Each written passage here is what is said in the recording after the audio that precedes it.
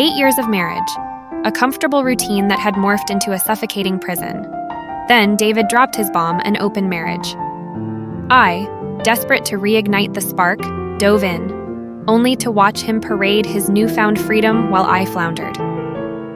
But fate, in its twisted way, intervened.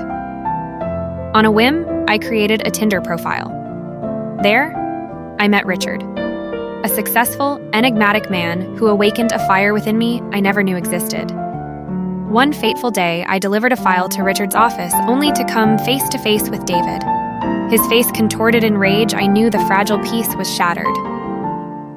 What followed was a whirlwind of jealousy, assault, and ultimately, a fight for my freedom. 8 years of marriage had lulled me into a comfortable routine. Dinner dates, movie nights, the occasional weekend getaway, it was predictable, safe. Then, out of the blue, during a quiet Sunday morning coffee, David dropped a bombshell.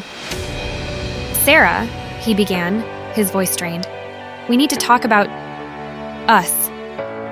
My heart hammered in my chest. This wasn't like David. We rarely talked about us in that introspective way. "What is it?" I asked, a knot forming in my stomach. He cleared his throat, then blurted, "Our sex life, it's become stale. I miss the adventure, the spark." My face flushed with a mixture of hurt and confusion. Stale? Adventure? We hadn't exactly set the sheets on fire lately, but I never thought it was bad. David, emboldened by his initial confession, surprised me further. What if we explored other options? He proposed opening our marriage, a concept I'd only ever encountered in fiction. It sounded terrifyingly liberating and dangerously wrong.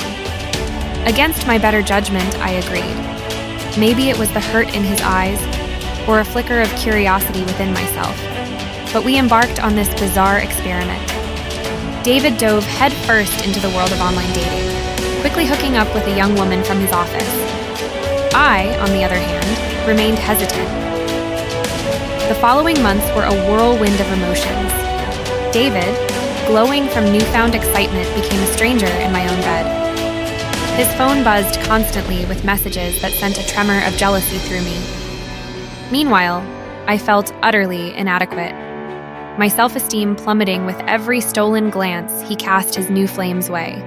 One night, fueled by a glass of too much wine and a desperate need for validation, I created a Tinder profile. It started as a harmless exploration, a peek into what I might be missing. Then I matched with him. His name was Richard, and his profile picture radiated a quiet confidence that was undeniably appealing. He was older, more successful, and our initial conversation crackled with a spark I hadn't felt in years. After several dates filled with laughter, insightful conversations, and a growing sense of connection, Richard invited me to his penthouse apartment. The city lights twinkled below our feet as I walked in, a daring red dress clinging to my curves. Richard's eyes lit up when he saw me, and the air crackled with unspoken desire. He cupped my face, his touch sending shivers down my spine. His kiss was slow, deliberate, like he was savoring every moment. We moved to the plush couch, his hands trailing a path of fire across my back. The pent-up frustration of months spilled over as we fell into each other's arms. He undressed me slowly, letting his fingertips linger on every sensitive spot, sending my heart racing. His touch was deliberate, precise, awakening parts of me I didn't know existed. When we were finally bare, the air crackled with electricity. He explored my body with a practiced ease that both surprised and thrilled me. Our moans echoed in the room as he brought me to a shattering climax, a wave of pleasure that washed over me in a way that David hadn't in years. Seeing Richard, an established businessman, swept up in the passion only made it more intense. He held me close afterwards, whispering sweet nothings into my ear, making me feel cherished and desired. This was intimacy. This was connection. This was something my marriage had long forgotten. Empowered by this new connection, I decided to be honest with David. "I "I'm seeing someone," I announced, bracing myself for his reaction. He simply shrugged, offering a curt, "Congratulations." It was clear the young woman had served her purpose, and my awakening wasn't something he anticipated. Little did he know. A few days later, I needed to deliver an urgent file to Richard's office. Stepping out of the elevator, fate took a dramatic turn. Standing at the reception desk was David, a look of disbelief etched on his face. Our eyes met, and I knew it would all unravel. The confrontation at home was brutal. David, realizing the magnitude of his mistake, begged me to come back, to close the marriage. "Let's work on it," he pleaded, his voice thick with desperation. But the fire in his eyes was gone, replaced by a cold panic that sent chills down my spine. The damage was done, and the spark with Richard burned too brightly to ignore. The following months were a roller coaster. David tried everything. Grand gestures, tearful apologies, even attempting to recreate the intimacy we once had. It felt desperate, insincere, a pale imitation of what I had found with Richard. One evening, Richard took me to a secluded vineyard nestled in the Napa Valley. We spent the day exploring rolling hills dotted with lush grapevines, the air buzzing with the gentle hum of bees. Later, under a canopy of twinkling stars, we shared a candlelit dinner on a private patio overlooking the vineyards. Richard spoke of his dreams for the future, his eyes gleaming with passion. Their intensity held a promise, a future I could envision myself building with him. Despite the undeniable joy I felt, a sliver of guilt gnawed at me. My feelings for David, though dulled, hadn't vanished entirely. But the more time I spent with Richard, the clearer it became. The comfortable routine with David had morphed into a stagnant pond, offering no growth or excitement.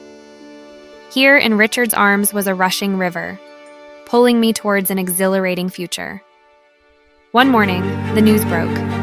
David, consumed by jealousy and fueled by one too many drinks, had attacked Richard at work. Richard, thankfully, sustained minor injuries, but the damage to our lives was significant. David was arrested, facing assault charges. Standing in the sterile hospital room, holding Richard's hand as he recounted the attack, a profound realization settled over me. The man I married, the man I once loved, was unrecognizable. This wasn't anger. It was a desperate, twisted attempt to control something he'd lost.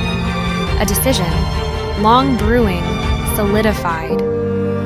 David was no longer the person I fell in love with.